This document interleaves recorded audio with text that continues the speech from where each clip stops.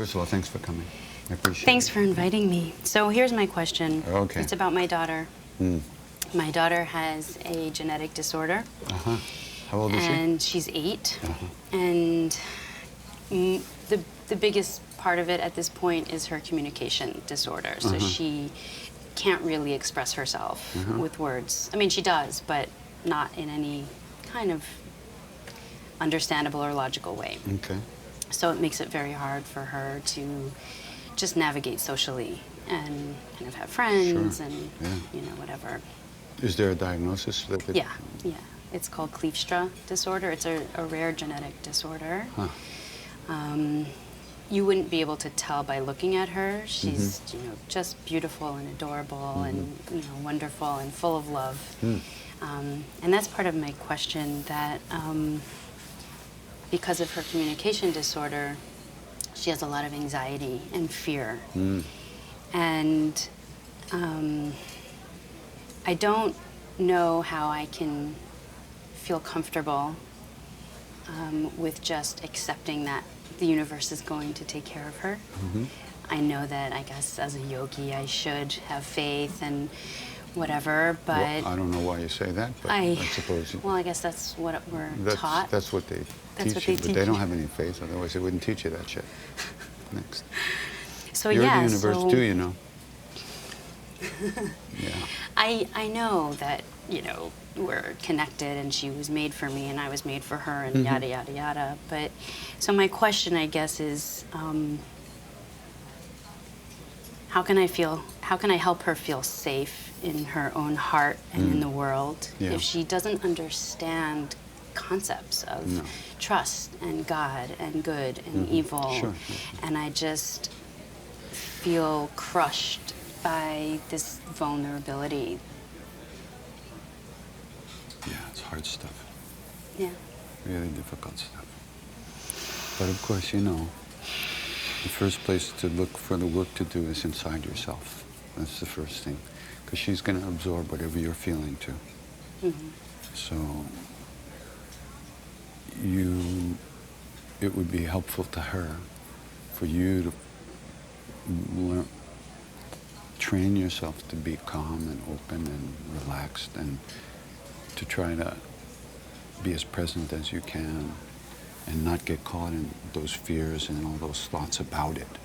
Why this, why that, you know, all this stuff. No one has the answers for that.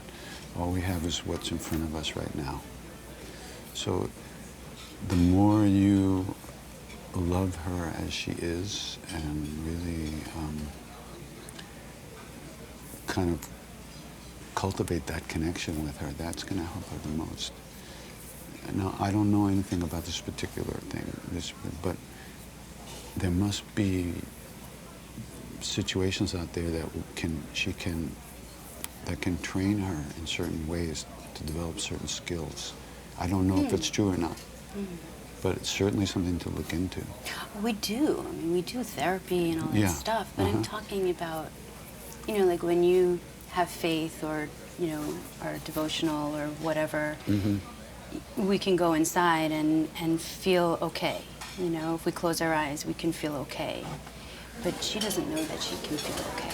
And she can't be alone. She's afraid to be alone. Yeah, well. You know?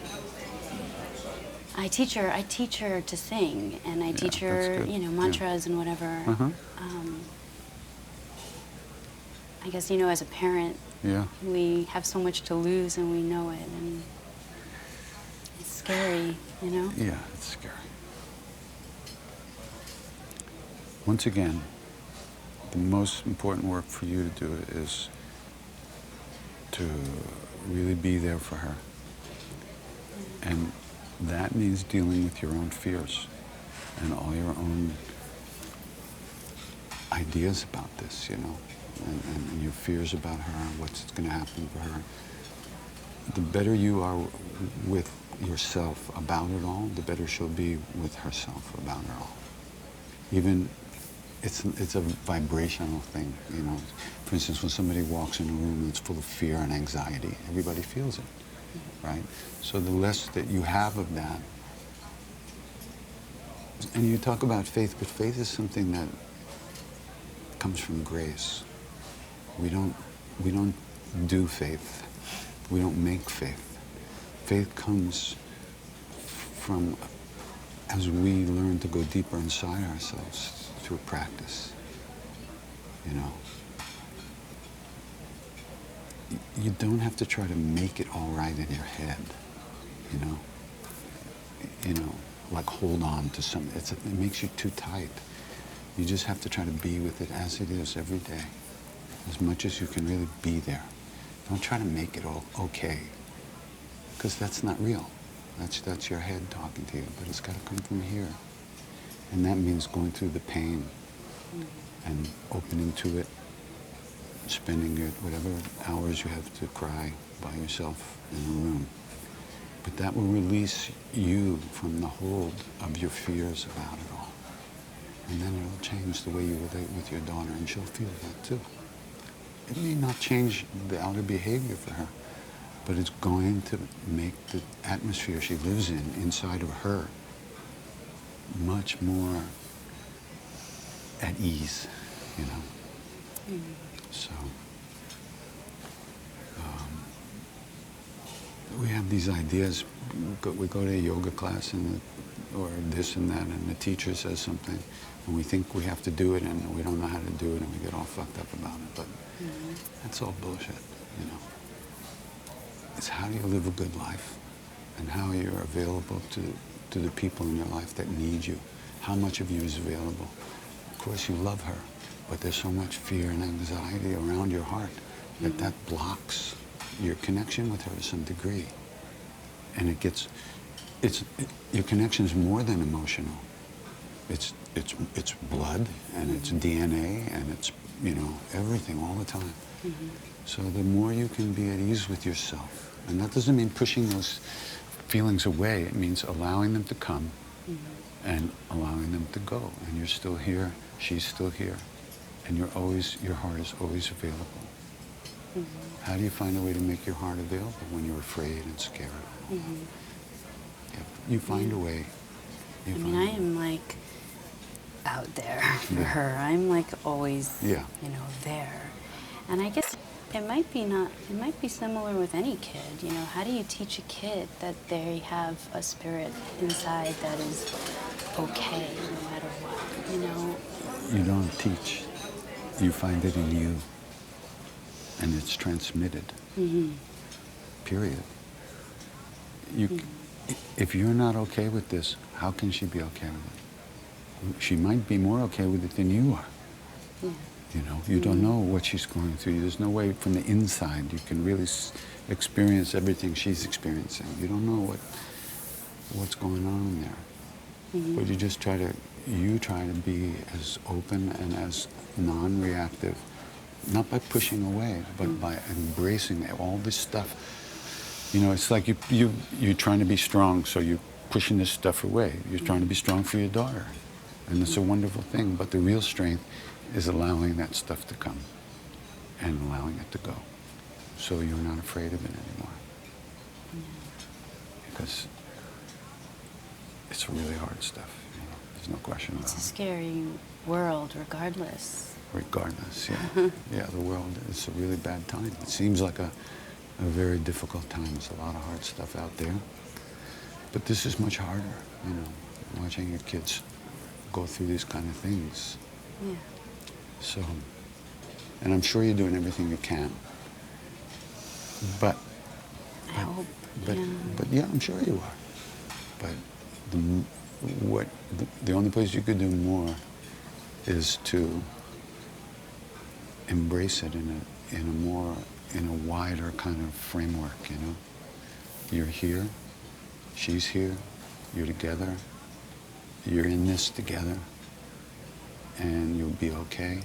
Whatever happens, you'll go through whatever you have to go through together, inside, and you'll go through what you have to go through. And you have to learn how to feed yourself too. Because if you're not feeding yourself and your heart, she's going to suffer. So, you know, it's really tough stuff. And it's real. This is real spiritual work. Not sitting around thinking about you should have this or be like this. living your life. This is what your life has given you to work with, to teach you, and to teach her. What's the prognosis for this diagnosis? I mean, I don't believe any prognosis anyway, because I just think that nobody can tell you how your life is going to end up. For sure. There are kids who grow up and they never speak and whatever. But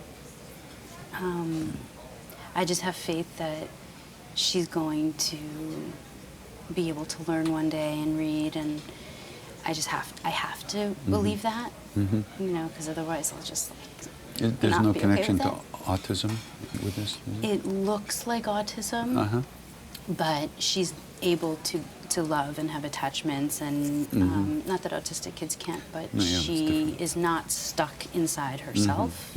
She just can't find the words that she wants to say, and so she just kind of doesn't say them. Or she'll just say them all wrong, and then just like, you know, feel unheard and misunderstood, and you know. Yeah. Did you ever ask your guru why kids are born disabled? No. You know,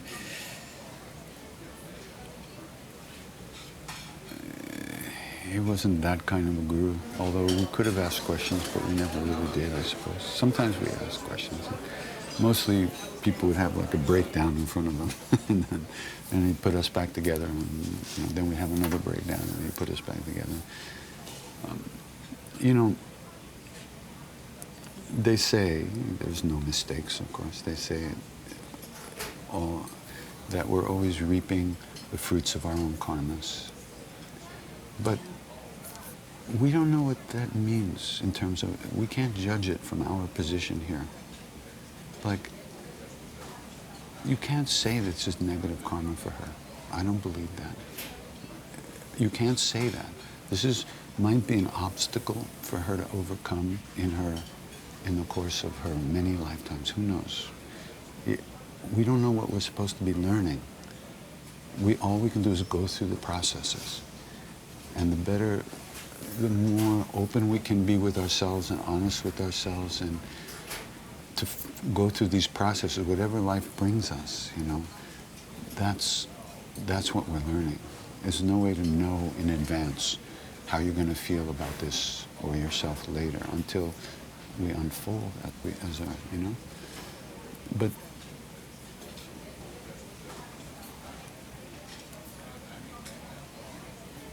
yeah. I think it's my karma. No. I'm like, what have I done? Yeah. No, not at all. No, that's one thing I can tell you. All the saints say, you don't pay, your karmas are not worked through by your children, or you don't take the karmas of your parents. You have your own karmas. Everybody has their own karmas.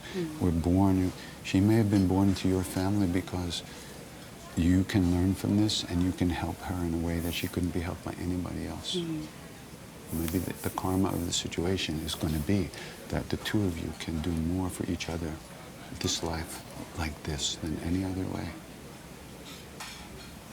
There's a story about Maharaji. There was a couple came that I knew very well. It's a long story, but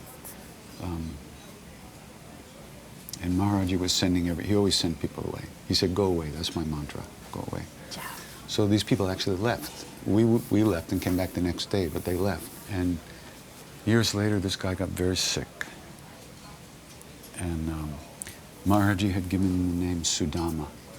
Sudama was Krishna's boyhood friend, who one day they were hiding in a tree from a rainstorm, and they were taking a nap, and Sudama woke up, and he was hungry, so he ate his lunch, but he was still hungry, so he ate Krishna's lunch. It's probably not a good idea to eat God's lunch, you know. So Krishna woke up and saw, but he didn't say anything, but he knew that that action had put into motion a whole flow of things.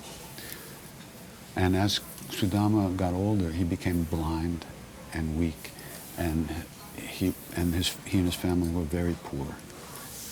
And his wife was always saying to him, go see Krishna, you know, he's a king now, and he's your friend from boyhood, he'll help us. Go see him. And Sudama would avoid, right? Finally, she just kicked him out of the house and said, don't come back until you've seen Krishna. So he made his way to Mathura, or Dwarka, where Krishna was. And he sat with the other beggars outside the temple, and outside the palace. And Krishna came out, and he sees Sudama there. And he says, Sudama, I can't believe you've come after all these years. Come in, come, I want to show you around. So he takes him around the palace and everything. And he said, have you brought anything for me? Come on, you must have brought something. And Sudama's wife had given him a little parched rice, which is all they had. The most poorest kind of thing, in a little bag, right? Sudama was ashamed to offer it to Krishna. Krishna said, you must have something. What do you have? Oh my God, you brought this. We used to eat this when we were kids. How great is this, right? And he eats it all up, right? And then he says, after a while, he says, you know, I'm a king now. I have to go do my stuff, so you have to leave. But come back, okay? So Sudama leaves, and he makes his way back home. And he gets to the place, he's blind, right? So he knows his way by habit. He gets to the place where he's supposed to make this turn, and to his hut, and where there was a rickety old fence, he feels this solid wall, right? He says, what is this? I know I'm in the right place. And he keeps walking along, feeling this wall. And then in the place where his little rickety old gate was, there's this iron thing, and he holds it and he looks, what's going on here?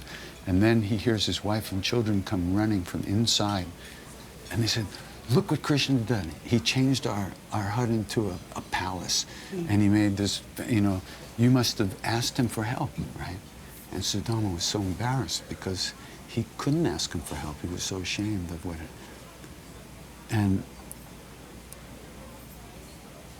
so the point is that one never knows what are the real results of karma, what's going to happen, why things happen, if they're good, if they're bad. We can only, we can see our only narrow little wavelength here. You know, take this, be with it 100%. You know, don't hold back. Give everything to the situation.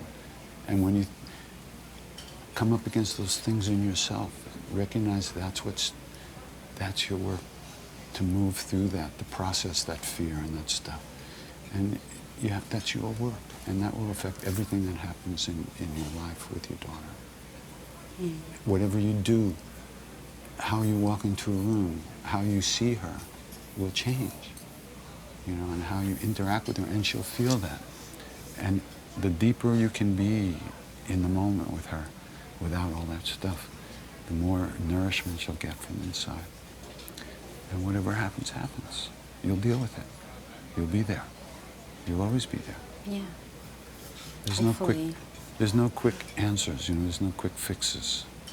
But this is really hard work, but it's good work. Because you can't get away, you know. Yeah. You can't get away. There's nowhere you can go, so you have to go through it. It takes tremendous courage. One time I was in a room with Maharaji, and he was lying on the bed, and hours went by. He would sit up, he would lie down, he would sit up, he'd lie down. I was just staring at him, you know.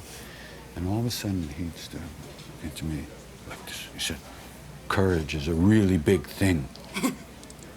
And I remember thinking, holy shit, what's going to happen? And the Indian guy there said, oh, but Baba, God takes care of his devotees. He gives him a dirty look, and he looks back at me and said, courage is a really big thing. It's a really big thing. A really big thing.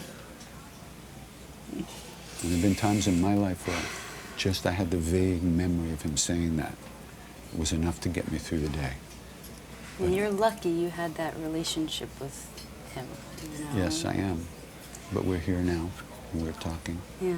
And I'm sharing him with you, we're sharing the moment. Courage is a really big thing. A really big thing.